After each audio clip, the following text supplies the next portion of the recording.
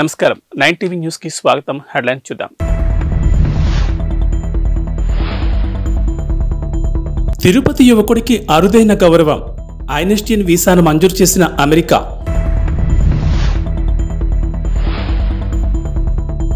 మీతో మేమున్నాం, అధైర్యపడకండి. బాధిత కుటుంబాలకు నారా భువనేశ్వరి హామీ.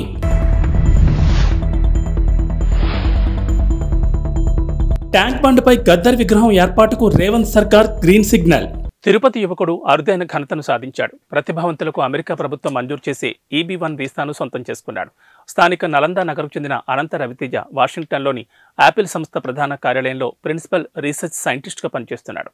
ఆయన ప్రతిభను గుర్తించిన సంస్థ EB-1 వీసాను మంజూరు చేయాలని ప్రభుత్వానికి ప్రతిపాదించింది. పరిగణలోకి తీసుకున్న ప్రభుత్వం 2 రోజుల క్రితం ఆ వీసాను మంజూరు చేసింది. అత్యంత ప్రతిభావంతులకు మాత్రమే ఇచ్చే ఈ వీసాను ఐన్స్టీన్ వీసా అని కూడా అంటారు. టీడీపీ జాతీయ అధ్యక్షుడు నారా చంద్రబాబు నాయుడు అరెస్టును తట్టుకోలేక మనస్తాపంతో చనిపోయిన కార్యకర్తల కుటుంబాలను నారా భువనేశ్వరి మంగళవారం పరామర్శించి వారికి భరోసా ఇచ్చారు. మీతో మేమున్నాం, అధైర్యపడొద్దని చెప్పారు. ఉమ్మడి గుంటూరు, ప్రకాశం, నెల్లూరు జిల్లాలో నిజం గెలవాలి పర్యటనలో భాగంగా మొదటి రోజు ఉమ్మడి గుంటూరు జిల్లాలో పర్యటించారు. రేపల్లె, పర్చూరు, ఒంగోలు నియోజకవర్గాల్లో 4 బాధిత కుటుంబాలను పరామర్శించారు. నిజం గెలవాలి కోసం విజయవాడ విమానాశ్రయానికి చేరుకున్న నారా భువనేశ్వర్కి కృష్ణా జిల్లా పార్టీ నాయకులు, కార్యకర్తలు ఘనస్వాగతం పలికారు. అనంతరం రోడ్డు మార్గం ద్వారా మొదట రేపల్లె నియోజకవర్గానికి చేరుకున్నారు. చెరుకుపల్లి మండల కేంద్రంలో పార్టీ కార్యకర్త కోట వెంకటేశ్వర కుటుంబాన్ని భువనేశ్వరి పరామర్శించారు. 9/9/2023న చంద్రబాబు అరెస్టును తట్టుకోలేక గుండెపోటుతో వెంకటేశ్వర మృతి చెందారు. వెంకటేశ్వర భార్య కోట విజయలక్ష్మి, కుమారుడు సురేష్, రాజేష్ ఇతర కుటుంబ సభ్యులను పరామర్శించి ధైర్యం చెప్పారు. వారి కుటుంబానికి 3 లక్షల రూపాయల ఆర్థిక సహాయాన్ని అందించారు. విప్లవ కవి, ప్రజా గాయకుడు గద్దర్ విషయంలో రేవంత్ రెడ్డి ప్రభుత్వం మాట నిలబెట్టుకుంది. హైదరాబాద్లోని ట్యాంక్ బండ్పై గద్దర్ విగ్రహాన్ని ఏర్పాటు చేస్తామన్న సీఎం రేవంత్ రెడ్డి మాట నిలబెట్టుకున్నారు. గద్దర్ విగ్రహ ఏర్పాటుకు టీఎస్ ప్రభుత్వం గ్రీన్ సిగ్నల్ ఇచ్చింది. గద్దర్ విగ్రహాన్ని ఏర్పాటు చేయాలని తెల్లాపూర్ మున్సిపాలిటీ చేసిన తీర్మానానికి ఆమోదం తెలిపింది. విగ్రహ ఏర్పాటుకు అనువైన స్థలాన్ని కేటాయిస్తూ ఈ రోజు ఉత్తర్వులు జారీ చేసింది. గద్దర్ మరణ వార్త తెలిసిన వెంటనే రేవంత్ రెడ్డి ఆసుపత్రికి చేరుకున్న సంగతి తెలిసిందే.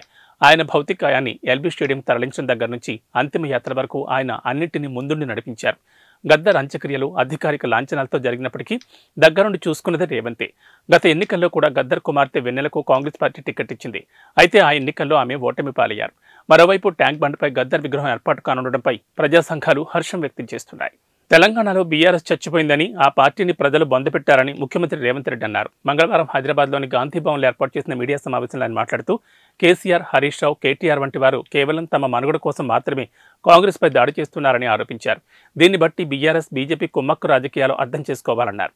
ఈ రోజు దేశంలో ఓడించాల్సింది ప్రధాని మోడీని అన్నారు. ఆయన దేశానికి ప్రమాదకరంగా తయారయ్యారన్నారు.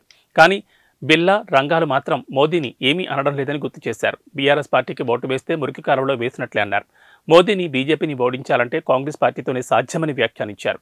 కేంద్రంలో కాంగ్రెస్ అధికారంలోకి వస్తే తెలంగాణకు ఇచ్చిన హామీలు నెరవేరుతాయన్నారు. ఇంతకాలం కేసీఆర్ అడిగింది లేదు, మోడీ ఇచ్చింది లేదని విమర్శించారు. తెలంగాణలో 17కు 17 స్థానాలు కాంగ్రెస్ గెలవాలన్నారు. బీఆర్ఎస్ నేతలకు ఓటమితో మతితప్పి ఇష్టారీతిన ఆరోపణలు చేస్తున్నారన్నారు.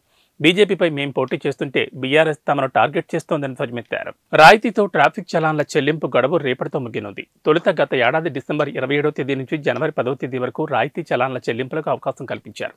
అయితే దీన్ని ఆ తర్వాత జనవరి 31 వరకు పొడిగించారు. సాంకేతిక సమస్య కారణంగా రాయితీతో కూడిన చెల్లింపు గడువును పొడిగించారు. అయితే మరోసారి గడువు పొడిగించేది లేదని ఇప్పటికే పోలీసులు స్పష్టం చేశారు. ఈ నేపథ్యంలో రాయితీతో కూడిన ట్రాఫిక్ చలాన్ల చెల్లింపుకు మరొక రోజు మాత్రమే గడువుంది. బైకులు, ఆటోలకు 80%, ఆర్టీసీ బస్సులకు 90%, లారీ వంటి భారీ వాహనాలకు 60% రాయితీని ప్రకటించారు. రాయితీతో కూడిన ట్రాఫిక్ చలాన్ల చెల్లింపు వల్ల ఖజానాకు భారీగానే ఆదాయం వచ్చింది. భారతీయ ఐటీ నిపుణులకు అగ్రరాజ్యం అమెరికా గుడ్ న్యూస్ చెప్పింది. దేశీయంగా H-1B వీసా పునరుద్ధరణకు అవకాశం ఇస్తూ ఒక పైలట్ ప్రాజెక్టును ప్రారంభించింది.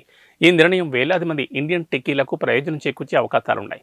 ఈ మేరకు యుఎస్ స్టేట్ డిపార్ట్మెంట్ సోమవారం ఒక ప్రకటన విడుదల చేసింది.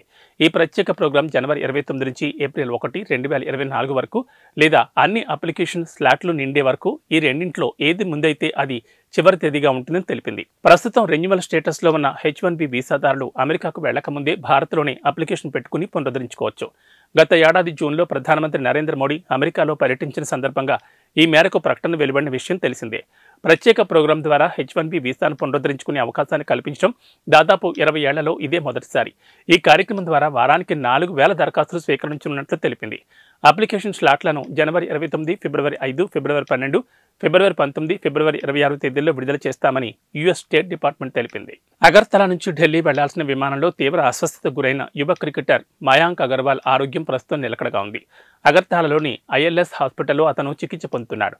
మయాంక్ ఓరల్ ఇరిటేషన్ గురయ్యాడని, అతడి పెదాలు వాచిపోయాయని ఐఎల్ఎస్ హాస్పిటల్ వైద్యులు హెల్త్ బులెటిన్ విడుదల చేశారు. జనవరి 30న హాస్పిటల్లో చేరాడని, ప్రస్తుతం అతడి ఆరోగ్యం నిలకడగా ఉందని, అతని పరిస్థితిని పర్యవేక్షిస్తున్నామని వివరించారు. కాగా మంగళవారం సాయంత్రం మయాంక్ అగర్వాల్ అగర్తలా నుంచి ఢిల్లీకి వెళ్లాల్సిన విమానాన్ని ఎక్కాడు.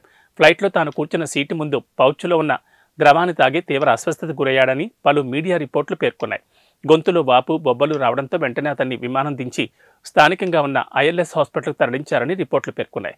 కాగా ఆసుపత్రి నుంచి తన మేనేజర్ సహాయంతో మయాంక్ పోలీసులకు ఫిర్యాదు చేశాడు. ఈ ఘటనపై దర్యాప్తు మొదలుపెట్టామని పశ్చిమ త్రిపుర ఎస్పీ కిరణ్ కుమార్ తెలిపారు. ఆదాయానికి మించిన ఆస్తుల కేసులో అరెస్టైన రెరా కార్యదర్శి శివ బాలకృష్ణను ప్రభుత్వం సస్పెండ్ చేసింది. ఈ మేరకు సస్పెండ్ చేస్తూ హెచ్ఎండిఏ మెట్రోపాలిటన్ కమిషనర్ దానకిషోర్ ఉత్తర్వులు జారీ చేశారు. ఆదాయానికి మించిన ఆస్తుల కేసులో శివ బాలకృష్ణను ఏసీబీ ఇటీవల అరెస్ట్ చేసింది. ప్రస్తుతం అతను చెంచల్గూడ జైల్లో ఉన్నాడు. ఏసీబీ అధికారులు ఇటీవల శివ బాలకృష్ణ ఇల్లు, బంధువులు, స్నేహితుల ఇళ్లు, కార్యాలయాల్లో 16 చోట్ల ఏకకాలంలో సోదాలు నిర్వహించారు. సోదాల్లో మొత్తం 93,60,850 రూపాయల నగదు, 1,988 గ్రాముల బంగారు, వజ్రాభరణాలు, సుమారు 6 కిలోల వెండి నగలు స్వాధీనం చేసుకున్నారు. ప్రస్తుతం వీటి విలువ ప్రకారం సోదాల్లో దొరికిన మొత్తం ఆస్తుల విలువ 8,26,48,999గా ఉంటుందని భావిస్తున్నారు. బహిరంగ మార్కెట్లో వీటి విలువ 100 కోట్ల రూపాయలుగా ఉంటుందని అంటున్నారు. ఇంకా అదనపు ఆస్తులకు సంబంధించిన వెరిఫికేషన్ జరుగుతోందని అధికారులు తెలిపారు. ఎస్బీ యాక్ట్లోని యుఎస్ 13(1)(b), 13(2) సెక్షన్ల కింద కేసు నమోదు చేసినట్లు తెలిపారు. ఢిల్లీలోని ఏరో సిటీలో ఓ విలాసవంతమైన హోటల్లో 15 రోజులు బస చేసిన ఏపీకి చెందిన ఓ మహిళకు సుమారు 6 లక్షల బిల్లు పడింది. కానీ ఆమె అకౌంట్లో కేవలం 41 రూపాయలు మాత్రమే ఉన్నాయి. దీంతో హోటల్ సిబ్బంది ఫిర్యాదు మేరకు ఢిల్లీ పోలీసులు సదరు మహిళను అరెస్ట్ చేశారు. ఎయిర్పోర్ట్ సమీపంలోని ఫుల్మన్ హోటల్లో ఆమె బస చేసిందని పోలీసులు మంగళవారం వెల్లడించారు. నిందితురాలు హోటల్ను మోసం చేసిందని, ఆమె ఖాతాలో కేవలం 41 మాత్రమే ఉన్నాయని పోలీసులు మంగళవారం వెల్లడించారు. అయితే నిందిత మహిళ హోటల్లో బస చేయడానికి గల కారణాలేంటో తెలియరాలేదన్నారు. ఆ మహిళకు సంబంధించిన అడ్రస్ వివరాలు తెలియచేయాలంటూ ఏపీ పోలీసులను సంప్రదించామని, ఈ మేరకు లేఖ రాశామని ఢిల్లీ సీనియర్ పోలీస్ అధికారి ఒకరు తెలిపారు. సదరు మహిళ విచారణకు సహకరించడం లేదని, ఆమెకు కౌన్సిలింగ్ ఇచ్చామని పోలీసులు తెలిపారు. బ్యాంక్ ఖాతాలో ఎంత డబ్బు ఉందో చూపించేందుకు నిరాకరించిందని, ఆమె అకౌంట్ను చెక్ చేయగా కేవలం 41 రూపాయలు ఉన్నాయని గుర్తించామని తెలిపారు. ఆమె పేరు ఝాన్సీ రాణి శామ్యూల్ అని, 15 రోజుల పాటు ఫుల్మన్ హోటల్లో ఆమె బస చేసిందని తెలిపారు. దాదాపు 5,88,176 రూపాయల విలువైన అనుమానిత లావాదేవీలు జరిపిందని చెప్పారు. హోటల్ సిబ్బందికి నకిలీ గుర్తింపు కార్డును అందజేసిందని పోలీసులు వివరించారు. నిందిత మహిళ హోటల్లోని స్పాలో 2,11,708 రూపాయల విలువైన సర్వీసులు పొందిందని హోటల్ సిబ్బంది ఫిర్యాదులో పేర్కొన్నారు. ఐసిఐసిఐ బ్యాంక్ యూపీఐ యాప్ ద్వారా లావాదేవీలు జరుపుతున్నట్లు ఝాన్సీ వివరాలను చూపించిందని, అయితే అవి హోటల్ అకౌంట్లోకి రాలేదని చెప్పారు. ప్రపంచవ్యాప్తంగా అవినీతి ఇబ్బడిముబ్బడిగా పెరుగుతున్న వేళ డెన్మార్క్ ఈ జాబితాలో అట్టడుగున నిలిచి అవినీతి రహిత దేశాల జాబితాలో అగ్రస్థానంలో నిలిచింది.